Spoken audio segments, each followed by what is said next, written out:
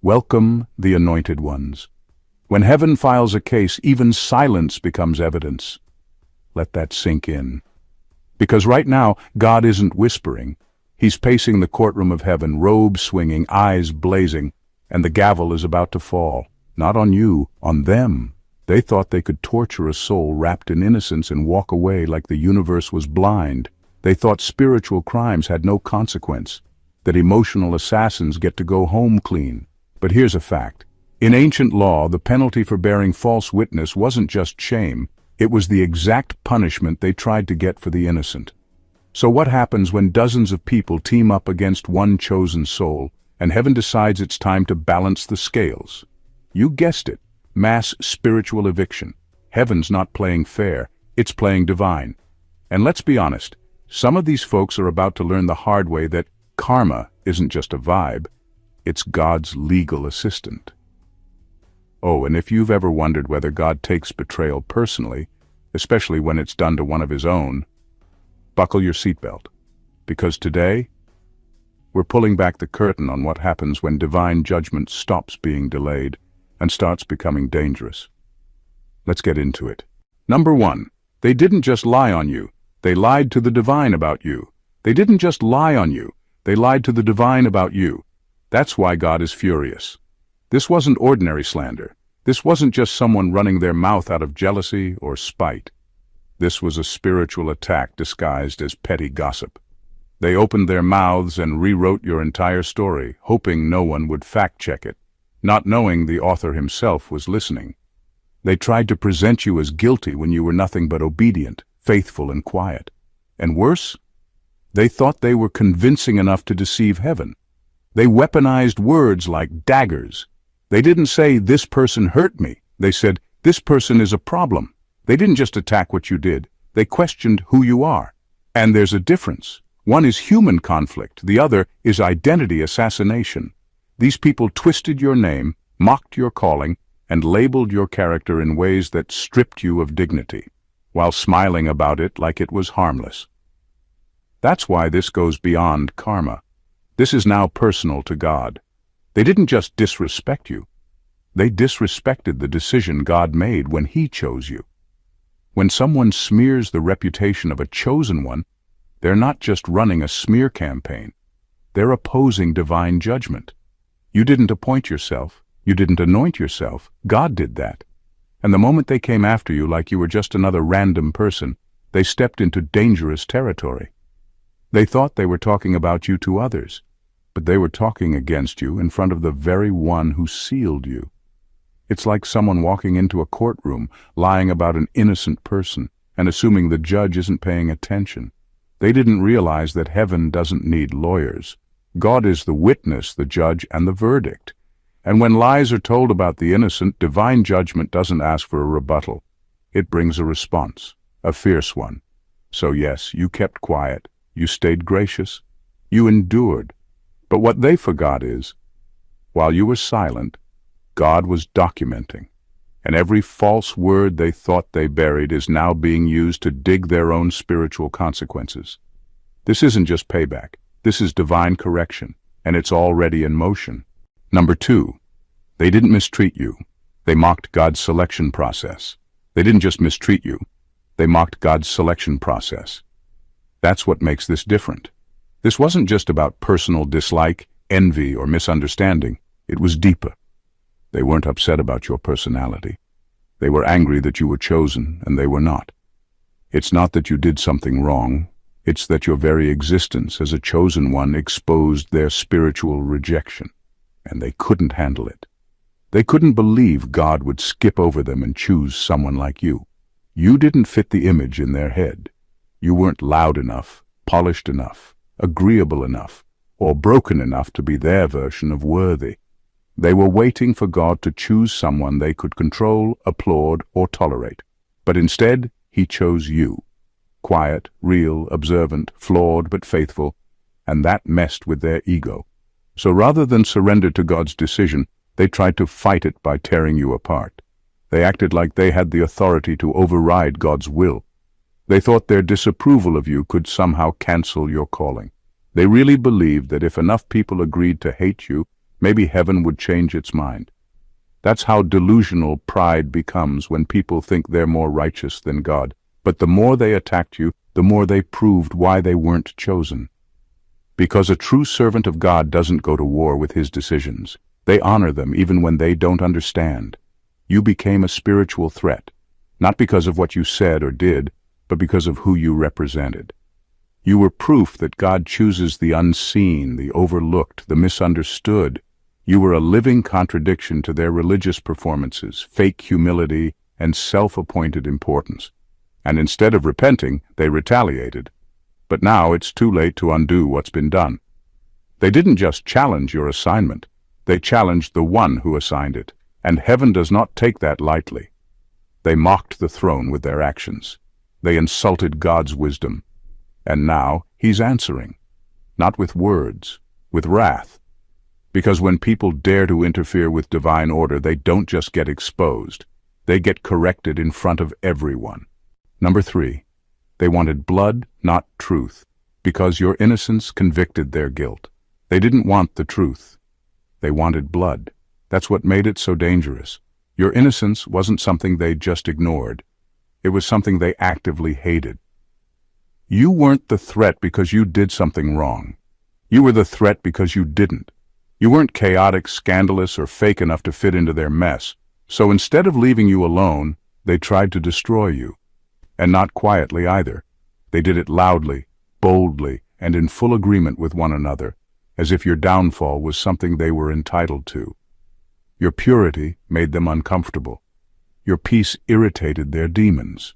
Your ability to remain kind, grounded, and unbothered in the face of their cruelty showed them just how corrupt they had become. And they couldn't take it.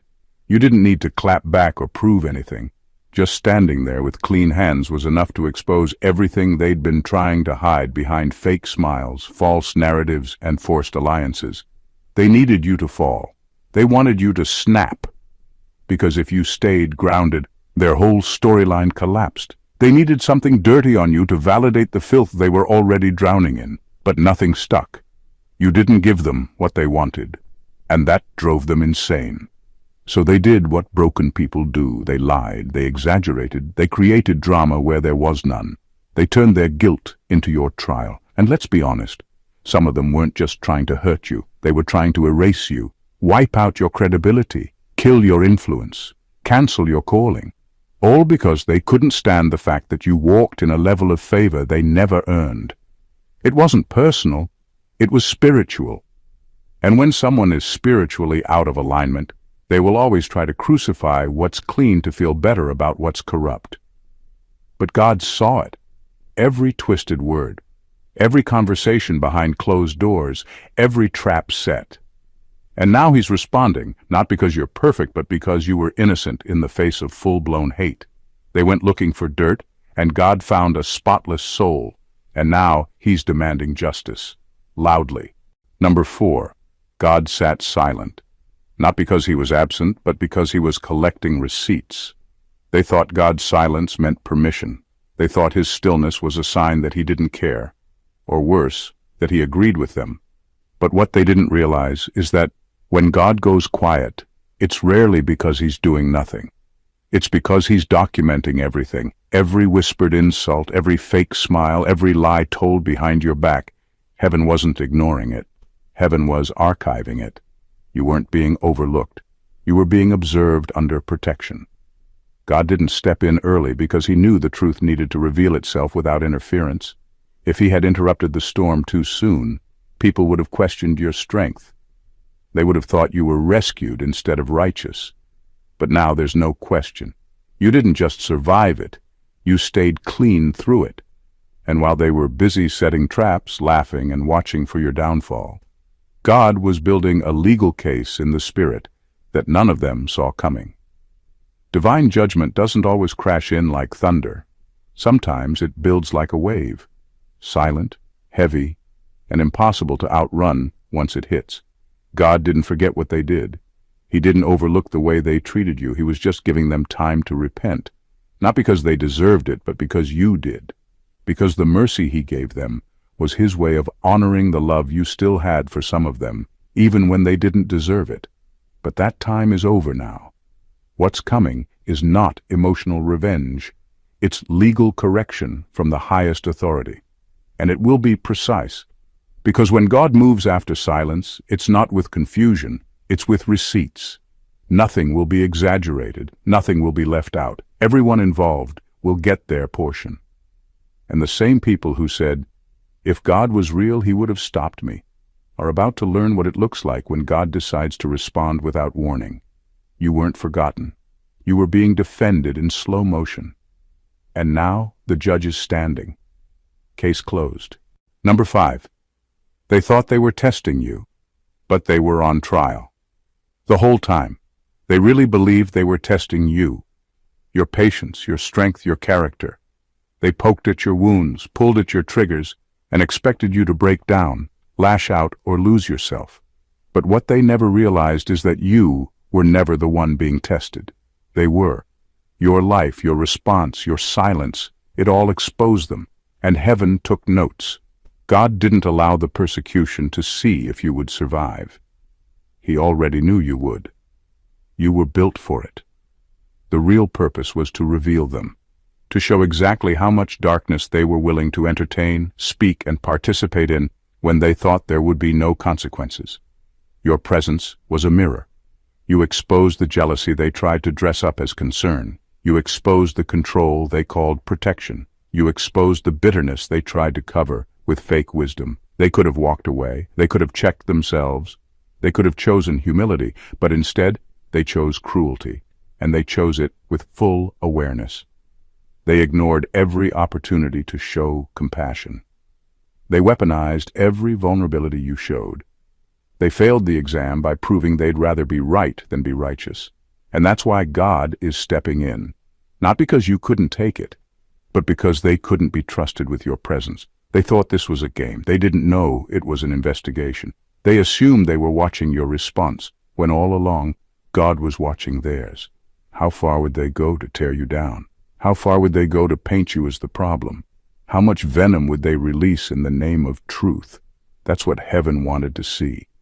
And now that it's been made clear, judgment is coming. Not emotional backlash, but divine accountability. They weren't exposing you. They were revealing themselves, and the mask is off for good. What they thought was your breakdown was actually their breakdown under divine observation. And now they're the ones being sentenced. Not because you asked for it, but because they earned it. Number 6, you were the lamb they slaughtered.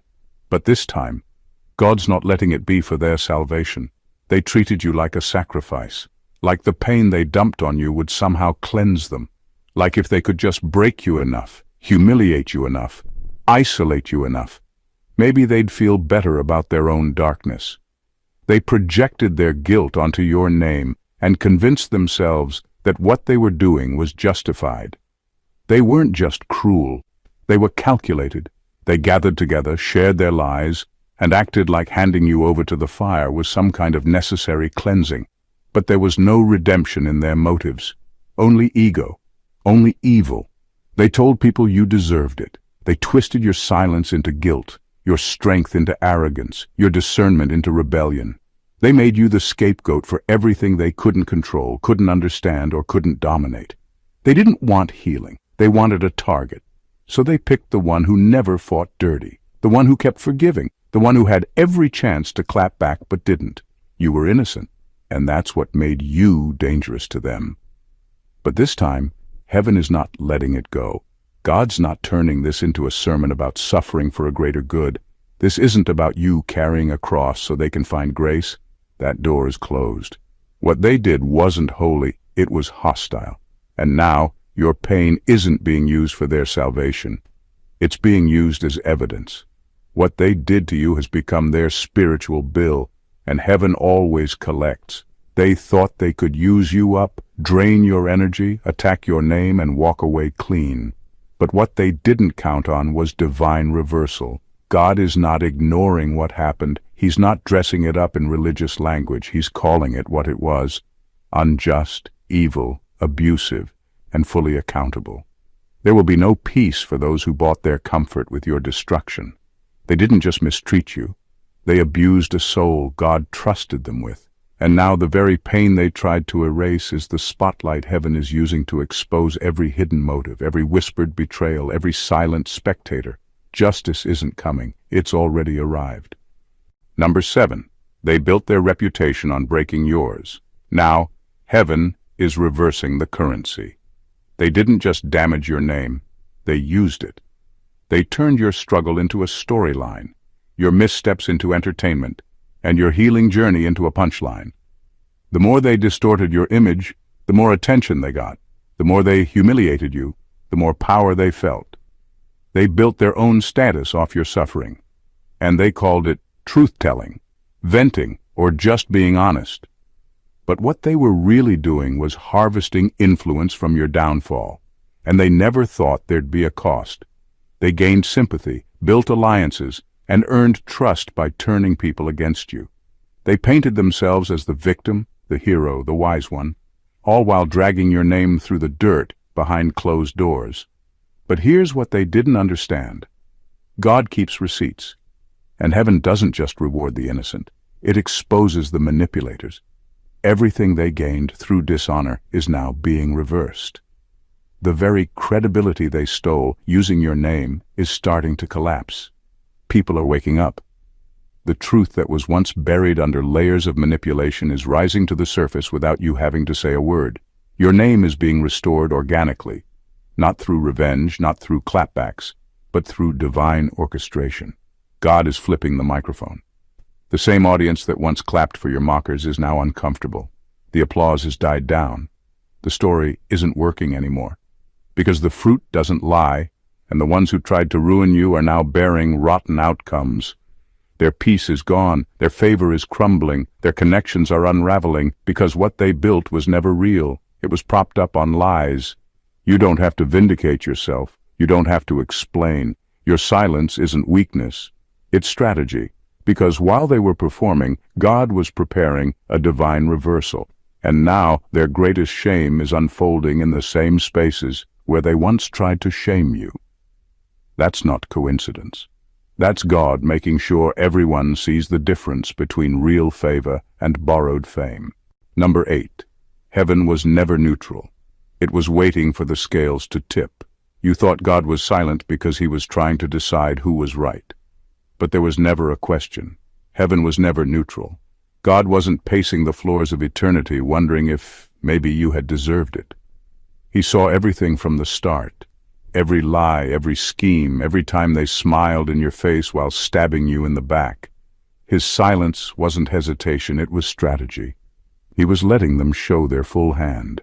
He was letting them go as far as they dared, not because he was confused, but because they were. They thought they were winning. They mistook heaven's patience for approval. They thought because lightning didn't strike them mid-lie, they were in the clear. But what they didn't know is that divine timing doesn't work like human ego. God wasn't rushing in to silence them. He was letting them build the very rope they'd hang their own credibility with. The longer they talked, the more they exposed. The more they manipulated, the deeper their trap became. And now, the scales have tipped. God was never weighing your worth against theirs. That was already settled. What he was measuring was how much injustice he'd allow before responding. And now the measure is full. The gavel is coming down.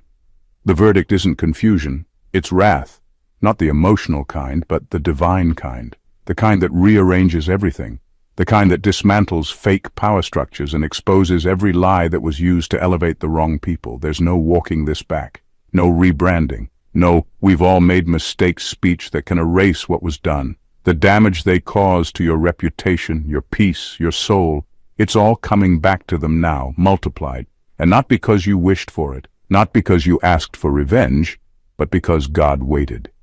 And in that wait, he allowed justice to be undeniable. You don't have to plead your case anymore. Heaven already ruled in your favor. And now, the same silence that once protected them is about to judge them, publicly, completely, and permanently. Number 9. They weren't fighting you. They were fighting the version of you that God was about to release. They weren't fighting you. Not really. What they were actually terrified of was the version of you they sensed was coming, that future you. that healed you, that anointed, elevated, unstoppable version of you that would make every single lie they told crumble in the light of who you really are. They saw glimpses of your potential, and instead of celebrating it, they panicked. Because if you became what God said you would be, they'd be exposed, not just as liars, but as the insecure, manipulative cowards they truly are. So they moved fast. They tried to assassinate you before the ascension. They attacked your name before your platform could rise. They planted rumors, twisted truths, and manufactured tension in hopes that they could kill your credibility before people had the chance to see your fruit. They weren't just trying to hurt you. They were trying to erase the future. But here's the part they never counted on. God let them. God didn't stop them. Not because he agreed, but because he knew something they didn't. He knew that every attempt to bury you would only build the stage, every lie would become fuel, every betrayal would become proof. And now that they've exhausted every scheme, now is when God is raising you, publicly, authentically, unapologetically. Your rise is the answer, it's the rebuttal, it's the judgment. God didn't clap back, he created you. You became the evidence that no weapon formed against you prospered. Not one lie, not one plan, not one betrayal. And now your elevation doesn't just honor you, it condemns them. Not with revenge, but with results. Because when people watch you thrive after all the dirt that was thrown on your name, they'll realize the truth. The lies weren't strong enough, because the favor was real. And nothing terrifies your enemies more than watching you become undeniable. Number 10, they confused your mercy for powerlessness, and that was their undoing. They thought you didn't fight back because you couldn't. They saw your mercy and mistook it for weakness. They watched you stay quiet, composed, graceful, and they thought it meant you were powerless, scared, or unsure of yourself. But what they never understood is that your silence wasn't submission. It was spiritual discipline. It was divine alignment. You weren't sparing them because they were untouchable. You were sparing them because you were covered. You had every chance to retaliate. You had enough truth to expose them, enough receipts to burn the entire circus to the ground. You could have matched their energy and humiliated them right back, but something in your spirit said don't. Something said, stand still. This isn't your fight. Let God handle it. And so you did. You watched them laugh, brag, and boast like they'd won something, while all along, heaven was counting every act of restraint as righteousness on your record. They were too arrogant to see the truth. They thought because there were no immediate consequences, they'd gotten away with it. That's what pride does. It blinds people to the patience of God and convinces them they're invincible. But mercy isn't approval, and delay doesn't mean denial. Mercy is God holding back judgment to give people time to repent. But when they use that delay to double down on evil, they don't realize they're digging their own grave, slowly, smugly, and with an audience. Now the delay is over. Heaven's no longer holding back. The restraint that covered them has lifted. And what's coming isn't just consequences. It's clarity. People are going to see what was hidden. The ones who laughed with them will start to question everything. Their alliances will dry up. Their words will start working against them. Because when mercy ends, exposure begins. And when exposure begins, so does the fall. They weren't unbreakable. They were just being spared because of you. But now that heaven has released the case, their protection is gone. You never needed to destroy them, you just needed to survive them.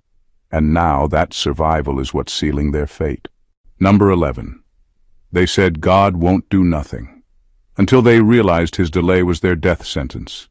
They really believed God wasn't going to do anything. They mocked your faith.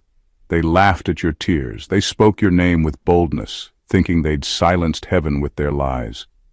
And when no lightning came, when no doors slammed shut, when you didn't come out swinging, they got comfortable, arrogant, convinced that God was either asleep or uninterested.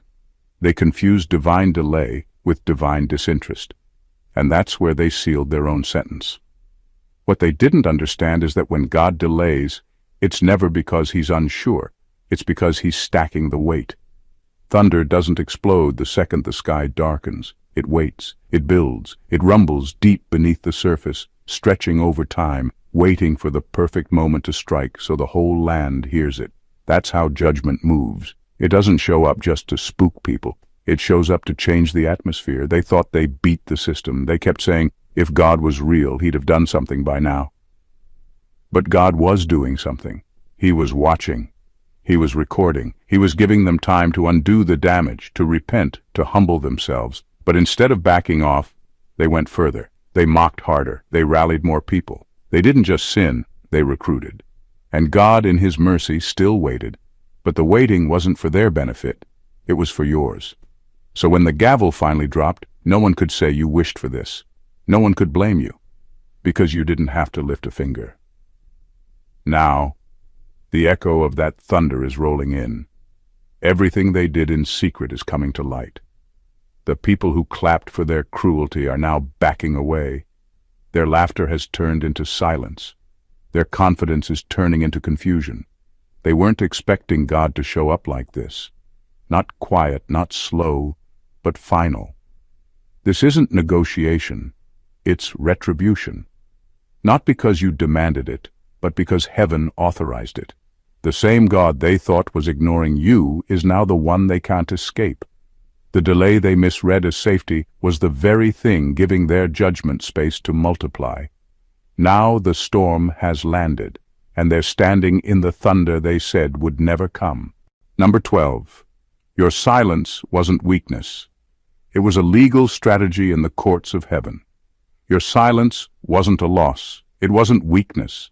It wasn't passivity. It was strategy, not in the court of public opinion, but in the courts of heaven. While they shouted over you, lied about you, and twisted your every word, you kept your composure. Not because you didn't have anything to say, but because you knew who was watching. You understood something most people miss. Sometimes the loudest argument is made in stillness. Every time you chose peace over retaliation, you were building a legal case, not on earth, but in the unseen realm. What they did to you wasn't small. It wasn't harmless. It was calculated, consistent, and in some cases cruel beyond words. But instead of fighting dirty, you stayed clean. You walked away when you could have clapped back. You held your head up when they tried to bury your name. You cried, but you didn't curse. You broke in private, but you didn't lash out in public. And with every decision to stay aligned with integrity, you handed heaven more evidence. In the spiritual realm, restraint speaks volumes. Your silence documented every injustice in real time. Every sigh, every night you couldn't sleep, every moment you held your tongue became part of a divine file with your name on it. And now that file has reached heaven's courtroom, and the judge isn't debating. He's ruling. God is moving for you now because of your silence. He's not stepping in because you shouted loud enough. He's stepping in because your silence proved who you are and exposed who they are. Your quietness wasn't emptiness. It was obedience. It was trust. And now it's your weapon. The very thing they thought disqualified you is what heaven used to qualify you for divine intervention. They thought you lost. They thought you were done. But heaven saw something they didn't. A soul that refused to stoop, and a spirit strong enough to trust God even when it hurt. Now, your vindication isn't just coming, it's legally justified. Heaven isn't just defending you emotionally, it's defending you legally. The case has been reviewed, the verdict is final, and it's about to echo loud enough to silence every lie they ever told. Number 13, they tried to write you out. Now God is rewriting history with your name in gold. They thought they had the final word on your story. They thought if they erased your name from conversations, rewrote events, and spun just enough believable lies, you'd quietly disappear into the background. They wanted to reduce you to a footnote in a narrative they controlled. So they buried your truth under gossip. They crossed your name out of rooms you helped build. They whispered just enough poison to shift public opinion. And for a while it looked like it worked. People turned cold, doors closed, your character was questioned, your presence avoided. But here's the plot twist they never saw coming. God has editorial rights to your story, and heaven doesn't need their agreement to rewrite the script. Every chapter they tried to destroy is being recovered. Not just recovered, but redeemed. Your name isn't just being cleared, it's being crowned. Because when God restores, he doesn't just fix what was broken. He elevates it in front of the same audience that tried to break it. You see, this isn't ordinary vindication, this is divine editing. God isn't just correcting a few pages. He's rewriting the whole history, and the pen is dipped in justice. The ink is laced with honor. The same moments they tried to erase are now becoming the reasons you're being elevated. The same name they tried to tarnish is now being highlighted in gold, publicly, permanently. And here's the best part. Heaven isn't consulting your enemies for clearance. They don't get a vote. They don't get to edit. They don't get to add footnotes or disclaimers to the miracle God is writing with your life. All they get to do now is watch, as God exalts the very name they swore would never rise again. Your story isn't over. It was just interrupted. But God is resuming the narrative, and this next part is being written with glory, honor, and undeniable power. The people who tried to write you out are about to see your name written into rooms they'll never access again. That's not revenge. That's what happens when heaven publishes the truth. Number 14, they tried to invalidate you. Now God is demanding they publicly validate you. They thought they could get away with treating you like you were nothing and then silently moving on. They discredited you with boldness, but now they want to make peace in the dark. They whispered lies in crowds but want to whisper apologies in corners. But God is not accepting that, not this time, not after everything they did. What they don't understand is that repentance isn't just about feeling bad. It's about making it right. They didn't just hurt your feelings. They damaged your name. They tarnished your character in places you weren't even present to defend yourself. And now, God isn't asking for quiet regret. He's demanding public restitution. The same mouths that disrespected you will be required to correct the record with the same energy. They mocked you boldly. Now they'll have to honor you boldly. They convinced others to look down on you. Now they'll have to point those same people back to you and say, "We were wrong." Because spiritual justice isn't about humiliation. It's about divine balance. What was done in public must be corrected in public. Anything less would be unfinished repentance. And heaven doesn't do half healing. This is deeper than vindication. This is a spiritual transaction. It's restitution. What was taken from you in the form of respect, opportunity, and reputation must be returned, and with interest.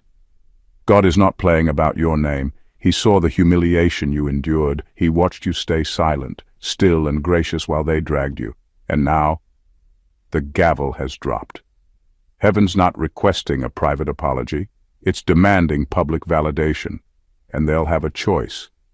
Restore what they stole from your image, or deal with the judgment that follows when God has to do it for them. But one way or another, you will be honored. Loudly, clearly, powerfully. Because heaven doesn't just heal reputations, it restores honor. And when God steps in, He doesn't just defend your name, He establishes it. Let them talk. Let them spin their stories, rewrite timelines, and pretend they were innocent. Because at the end of the day, there's a judge who never missed a second of it. And now, the courtroom of heaven is no longer in recess. The gavel has struck. The verdict has been written in fire. And the truth, your truth, is about to speak louder than every lie they tried to cover you with. You weren't just attacked. You were targeted because of your light. You weren't just rejected. You were sacrificed so their shadows wouldn't look so dark. But here's what they never counted on. You were marked not for destruction, but for divine demonstration. They thought the pain would finish you. They thought their manipulation would define you. But all they did was make you undeniable. The very ashes they tried to bury you in are now becoming the ink God is using to rewrite the next chapter of your story. And it's being written in bold gold letters. This isn't just about justice. It's about reversal. It's about God flipping the very stage they tried to use against you and turning it into your platform. Not so you can scream, "I told you so," but so you can walk in undeniable proof that heaven always wins. Even if it takes a little longer than expected, you won't have to argue. You won't have to clap back. The results will speak louder than anything you could ever say. So don't shrink. Don't second-guess your worth because of people who were too broken to see it. God is moving. And this time, He's not coming as comforter. He's coming as avenger, not because you begged for it, but because he's righteous, and righteousness always corrects injustice. Your name will be restored, your story will be told truthfully, and those who thought they got away with dishonoring you will either publicly acknowledge the light they tried to snuff out, or learn firsthand what happens when heaven responds with holy fire. God is not just vindicating you, he is establishing you. So take your hands off the wheel, chosen one. This is no longer your battle, it's God's show now, and you're the headline. If this message lit a fire in your soul, if it spoke to the truth you've been carrying in silence, don't let it end here. Subscribe to the channel so you never miss another word meant just for you. Like this video to let the algorithm know that truth still matters. Drop a comment below. Tell us how this resonated, what you've endured, and how you're rising. Your voice could be the confirmation someone else needs. And most importantly, share this message with someone who's been wrongfully judged, mistreated, or silenced. Let them know heaven is not ignoring their pain. God is preparing their comeback. Let's spread this divine justice far and wide. We're not just building a community, we're building a movement. And your presence here is proof that the chosen are rising, one truth at a time.